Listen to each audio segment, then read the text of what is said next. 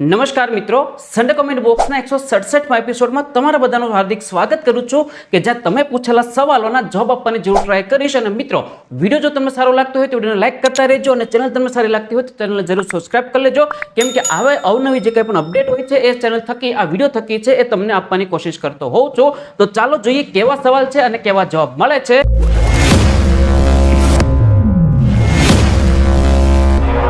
તો પહેલો સવાલ છે એ જુલી કિશોર લખે છે કે જાતિ ખરાઈ 9, 10 અને 11 માટે કરાવવાની છે કે નહીં કરાવવાની. તો જો હાલના પૂર્તિના સંજોગો જોવા જોઈએ ને હાલની જે સૂચના છે એ પ્રમાણે જોવા જઈએ તો જાતિની ખરાઈ છે માત્ર ને માત્ર વિદ્યા સહાયકના ઉમેદવારોએ જ કરાવવાની છે. મતલબ કે એને જાતિની ખરાઈ કરાવવાની નથી, પણ જાતિની ખરાઈ માટેની પ્રોસેસ જે છે એ કરવાની છે. પણ અપડેટ જે કંઈ પણ છે થોડી અફવાઓ એવી પણ સંભળાય છે કે શિક્ષણ સહાયકની ભરતીની અંદર પણ છે પોસિબિલિટી રહેલી છે કે આ પ્રકારની સુવિધા એટલે કે આ પ્રકારની પ્રોસેસ આવવાની સંભાવના દેખાય છે. એટલે 9 થી 12 ના વિદ્યાર્થીઓ જેટલા પણ છે ઉમેદવારો રહેલા છે એમને પણ કદાચ આ પ્રકારની પ્રોસેસ આવે, પણ એ તો આગળના સમયમાં ખ્યાલ આવે, કેમ કે હજુ સુધી એની કોઈ અપડેટ છે નહીં. એટલે હાલ માત્ર અને માત્ર વિદ્યા સહાયકના ઉમેદવારો છે આ જાતિ માટેની જે પ્રોસેસ છે એ કરવાની છે, જાતિના દાખલાની ખરાઈ માટેની પ્રોસેસ. ત્યારબાદ આગળનો સવાલ છે નીરવ ભટ્ટ લખે છે કે સરજી 6 થી 8 ની જગ્યા ક્યાં સુધીમાં આવશે. તો જો 6 થી 8 ની જગ્યા છે ને મોસ્ટ પ્રોબેબલી એટલે કે દર વખતેની ભરતીના અનુભવના આધારે કહું તમને તો જ્યારે બી તમારે ડિસ્ટ્રિક્ટ સિલેક્શન કરવાનું આવતું હોય છે એટલે કે એ જ્યારે નજીક આવે છે એના સમય આસપાસમાં છે તમારી 6 થી 8 ની જગ્યાઓ મોસ્ટ ઓફ છે જાહેર થતી હોય છે. એટલે આ વખતે પણ છે સંભાવના એવી જ છે કે જ્યારે જિલ્લા પસંદગી થવાની શરૂઆત હશે અથવા તો એની આસપાસનો સમયગાળો કોઈ પણ હશે એ ત્યાં સમય સુધીમાં એટલે કે એ સમય આસપાસ છે તમારી 6 થી 8 ની જગ્યાઓ છે એ ડિક્લેર થવાની શક્યતા રહેલી છે. એટલે હાલ પૂરતી આ એક અપડેટ છે. ક્યારે આવશે એક્ઝેક્ટ તારીખ કે એક્ઝેક્ટ સમય એ તમને અત્યારે કહેવું મુશ્કેલ છે. ત્યારબાદ આગળનો સવાલ છે દિવાનશી ઝાલા લખે છે કે હેલો ભૈયા સર મારે એ જાણવું છે કે કેટેગરીમાં જે ટકાવારી છે એ પ્રમાણે જ વેકેન્સી આવે. માની લો કે ઓબીસીમાં 27% છે તો 27% જ આવે કે ઓછી પણ આવે. તો જો આ વસ્તુ છે ને એ રોસ્ટર ઉપર આધાર રાખતું હોય છે. રોસ્ટર ક્રમાંક મુજબ કેટલી જગ્યાઓ ભરાઈ ગયેલી છે અને કેટલી જગ્યાઓ ભરવાપાત્ર છે આગામી સમયમાં એના ઉપર આખું વધુ નક્કી થતું હોય છે. દર વખતે તમે કોઈ પણ જ્યારે બી ભરતી જાહેર થાય છે ત્યારે જો લેજો એક્ઝેક્ટ તમારી ટકાવારી પ્રમાણે જગ્યાઓ એમાં ક્યારેક હોતી પણ નથી ને ક્યારેક વધારે પણ પોસિબલ હોય છે, આવું બનતું હોય છે. આ બધું રોસ્ટરનો ખેલ હોય છે. તો રોસ્ટરના આધારે છે આ બધું નક્કી થતું હોય છે. એક્ઝેક્ટ 27% કે 5% હોય કે 10% જે કાંઈ પણ છે આપણે અનામત કેટેગરી પ્રમાણે તો એક્ઝેક્ટ એટલી જ જગ્યાઓ આવે છે એવું ફિક્સ નથી હોતું. મોસ્ટ ઓફ છે એનાથી ઓછી જ આવતી હોય છે. દર વખતેની ભરતીમાં આવું દેખાતું હોય છે, કેમ કે આખી વસ્તુ છે એ રોસ્ટર આધારિત થતું હોય છે એટલા માટે. ત્યારબાદ આગળનો સવાલ છે MV ભાઈ કરીને લખે છે કે કેટલાક સામાન્ય પ્રશ્નો છે જે આ બધા જ ઉમેદવારો છે એ મોસ્ટ ઓફ રહેતા હોય છે અને એના માટે એક ડેડિકેટેડ વિડીયો પણ બનાવવાની વિચારું છું જ. છતાં બી થોડાક છે એ તમને ટૂંકમાં માહિતી આપવાની કોશિશ કરું છું.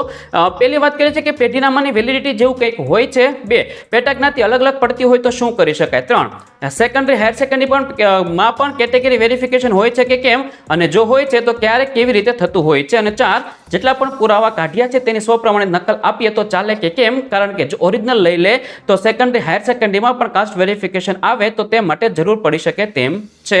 તો પહેલા સવાલની વાત કરવામાં આવે તો પેઢીનામાની વેલિડિટી બાબત અત્યારે શ્યોરિટી કોઈ છે જ નહીં, એટલે તમને જવાબ નથી આપી શકતો કે એક્ઝેક્ટ વેલિડિટી શું હોય છે. છતાં આ વિડીયો જ્યારે એડિટ થાય છે ત્યાં સુધી મારી પાસે કોઈ માહિતી આવશે તો હું છે એ વિડીયોના એડિટમાં નીચે કોઈ પણ જગ્યાએ તમને એડ કરી દઈશ કે એક્ઝેક્ટ એની વેલિડિટી શું રહેતી હોય છે એ.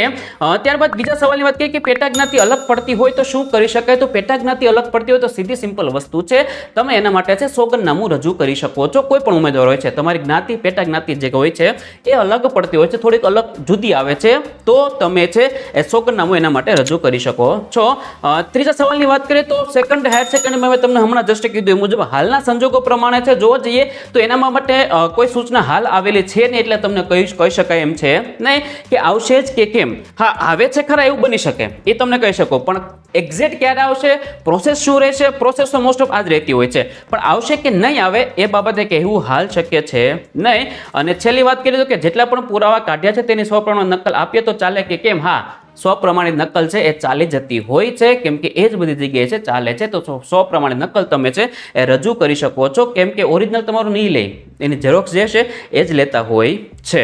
ત્યારબાદ આગળનો સવાલ છે તુષાર સોમાણી લખે છે કે સર ક્રમિક ભરતી જ થશે એવા સમાચાર મળી રહ્યા છે, તો શું 1 થી 5 1 થી 8 ની જિલ્લા પસંદગી થાય એ પહેલા 9 થી 12 ની ભરતી પૂર્ણ થઈ જશે. 1 મહિનામાં 9 થી 12 નું આ બધું પૂરું થાય એની શક્યતાઓ છે. જવાબની અપેક્ષા. તો જો ક્રમિક ભરતી બાબતે હું એક ડેડિકેટેડ વિડીયો બનાવવાનો હતો પણ સમય સંજોગો અનુસાર છે બનાવી શક્યો નહોતો, કેમ કે વચ્ચે એવી અપડેટ આવી છે કે વિદ્યા સહાયકનું છે કામ ઝડપથી પૂરું થવાનું છે, એનું ટાઈમ ટેબલ પણ આવી ગયું છે અને ક્રમિક જે આપણે કરતા હતા એનું સાવ ઉલટું થવાની શક્યતાઓ દેખાઈ રહી હતી જે તે સમયે. પણ હાલના સમય જોવા જઈને તો એવી શક્યતાઓ છે કે આવતા વીકમાં એટલે કે સોમવારથી કાલથી આવતા વીક જે છે રહેલું છે એ વીકમાં છે શિક્ષણ સહાયકની ભરતી જે રહેલી છે 9 થી 12, તો આ ભરતી માટે છે એ ઘણી બધી અપડેટો આવવાની શક્યતાઓ સંભાવનાઓ હાલ દેખાઈ રહી છે. એટલે જો એ બધી ઝડપથી પ્રક્રિયા પૂરી થાય તો સમજી લેજો કે ક્રમિક ભરતી થશે. અને જો શિક્ષણ સહાયકની ભરતી પ્રોસેસમાં થોડું ઘણું બી આમથી આમ થયું તો પછી વિદ્યા સહાયકની ભરતી છે જલ્દી પૂરી થઈ જવાની સંભાવના દેખાઈ રહી છે. તો જે ક્રમિક ભરતીની આપણે બધા વાત કરીએ છીએ એ ક્રમિક ભરતી નહીં થાય, ડાયરેક્ટ સીધી ભરતી તમે ગણી શકો છો. વિદ્યા સહાયકની પહેલા થશે, ત્યારબાદ તમે છે શિક્ષણ સહાયકનું સમજી શકો છો. આ હાલ પૂરતીની સંભાવનાઓ તમને જણાવું છું. આવતા વીકમાં છે એ ઓલમોસ્ટ ઘણું બધું ક્લિયર ચિત્ર થઈ જશે. ત્યારબાદ આગળનો સવાલ છે રોકેટ આરકે ટેકી લખે છે કે મારા પપ્પા, કાકા કે ફોઈ બધા અભણ છે પણ ખેતીની જમીન છે તેમાં 1978 પહેલાના પુરાવામાં 6A નોંધમાં રજપૂત છે અને હાલમાં મારા કાસ્ટ સર્ટિફિકેટ જે ઇંગ્લિશમાં છે તેમાં કારડિયા રાજપૂત છે. તો ફક્ત એક જ પ્રૂફ તરીકે 6A નોંધ કે દસ્તાવેજ ચાલે? Please reply sir, thank you. હા, આપણે જે કે 7, 12, 8 અથવા તો 6A નો જે નમૂનો રહેલો છે એ પણ તમે છે રજૂ કરીશું. સરકારી કોઈ પણ પુરાવો હોય જેમાં તમારી જાતિ નક્કી થતી હોય છે એ પુરાવો તમે છે એ રજૂ કરી શકો છો, એમાં ચાલી જતું હોય છે, કોઈ વાંધો આવતો નથી. અને રહી વાત તમારી આ જે જાતિ થોડીક ચેન્જ થાય છે તો એના માટે મેં જસ્ટ હમણાં કીધું એ મુજબ છે એ તમે એક સોગંદનામું રજૂ કરી શકો છો, એની સાથે એટેચ કરજો, એનાથી કોઈ વાંધો આવશે નહીં. ત્યારબાદ આગળનો સવાલ છે બારડ વિપુલ લખે છે કે ટાઈમ ટેબલ મુજબ વિદ્યા સહાયકને જૂન એન્ડ સુધીમાં હાજર કરી દેશે. હા, શક્યતા તો એવી જ છે, કેમ કે વિદ્યા સહાયકનું ટાઈમ ટેબલ છે એ ઓલમોસ્ટ એ રીતનું જ ચાલતું હોય છે. થોડો ઘણો ખાલી વધારે પડતો ફરક, મતલબ બહુ મેજર ફરક નથી પડતો, મામૂલી થોડો ઘણો તારીખોમાં ફરક રહેતો હોય છે. એટલે તમે અત્યારે એમ સમજી શકો છો કે જૂન એન્ડ સુધી અથવા તો મિડ જુલાઈ સુધીમાં એ વિદ્યા સહાયકનું છે ઘણું ખરું ઓલમોસ્ટ કામ પૂરું થવાની શક્યતાઓ હાલ એ ટાઈમ ટેબલ જે આપેલું છે એ મુજબ દેખાઈ રહ્યું છે. અને જો આ જે ટાઈમ ટેબલ આપ્યું છે એ ટાઈમ ટેબલ પ્રમાણે એટલું તો કામ થઈ જાય, પછી પાછો ગેપ પડે, કદાચ ગેપ પડે તો પછી થોડુંક પાછું લંબાઈ એવું બી બની શકે. પણ વિદ્યા સહાયકમાં મોસ્ટ ઓફ આવું નથી થતું. એનું છે એક વખત જિલ્લા પસંદગી થઈ જાય છે તો જિલ્લા પછી તરત શાળા પસંદગી પણ એ પ્રોસેસ થઈ જતી હોય છે. આવું દર વખતે બને છે. એટલે આ વખતે પણ આપણે માની શકીએ કે વિદ્યા સહાયકનું છે એ ઝડપથી પૂરું થવાની સંભાવના રહેલી છે. ત્યારબાદ આગળનો સવાલ છે એકે ભાઈ કરીને કોઈ છે લખે છે કે સાહેબ 37 કેસનો ચુકાદો હજુ સુધી નથી આવ્યો, ભરતી પ્રક્રિયા કેમ પૂરી કરશે? ચુકાદાની અસર કેટલી પડશે? તો ચુકાદો એટલે કે કોર્ટ કેસ કોઈ પણ હોય છે એ એની રીતે ચાલી રહેતો હોય છે અને ભરતી પ્રક્રિયા એની રીતે ચાલી રહેતી હોય છે. અગાઉની જેટલી પણ ભરતી પ્રક્રિયાઓ થઈ છે, ભરતી પૂરી પણ થઈ છે અને બધી ભરતી પ્રક્રિયાના ઉમેદવારના ઓર્ડર એક વખત જોઈ લેજો.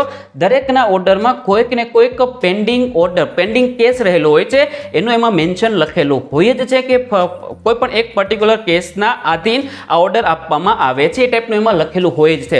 તો દર વખતેની ભરતીમાં કોઈ ને કોઈ એકાદો કેસ એવું હોય છે કે જે એ લાગેલો હોય છે અને એ ચાલતો હોય છે. છતાં બી ભરતી પ્રક્રિયા તો ચાલુ રહેતી જ હોય છે. તો એ પ્રમાણે જોવા જઈએ તો હાલના સંજોગોમાં પણ 37માં પણ તારીખો ઉપર તારીખો પડે છે. તો એના આધારે જોવા જઈએ તો જે ભરતી પ્રક્રિયા છે એ તો પૂરી થઈ જશે. હા, એ 37-30નો કેસ હશે કે બીજો કોઈ પણ પ્રકારનો કદાચ કેસ હોય તો એનો મેન્શન એ ઉમેદવારના ઓર્ડરમાં છે આપવામાં આવતું હોય છે.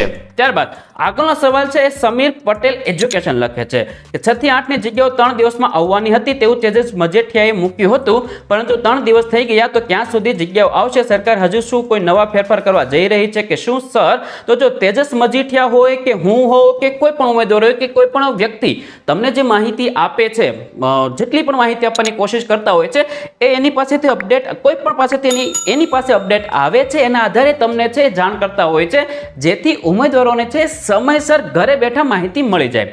સિમ્પલ આ એક ઈરાદો હોય છે.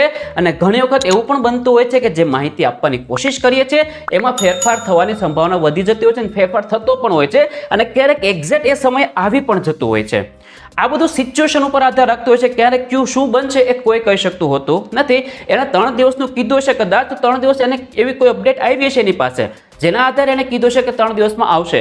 મારી પાસે એવી અપડેટ રહેલી છે કે વિદ્યા સહાયકની ભરતીની કોઈ પણ જાહેરાત જગ્યા હોય છે, મોસ્ટ ઓફ જિલ્લા પસંદગીની પ્રોસેસ થતી હોય છે, એના આસપાસના સમયગાળા દરમિયાન જાહેર થતી હોય છે. આવી મારી અપડેટ હું તમને કહું છું. તો બંનેનું અલગ અલગ હોઈ શકે છે, પણ મેઇન વસ્તુ શું છે કે તમને માહિતી દેવાનો, તમને અપડેટ આપવાનો. હા, જગ્યાઓ આવી જશે પણ થોડોક સમય લાગશે. ક્યારેક કોઈ ખોટું પણ પડતું હોય છે અને ક્યારેક કોઈક સાચું પણ પડતું હોય છે.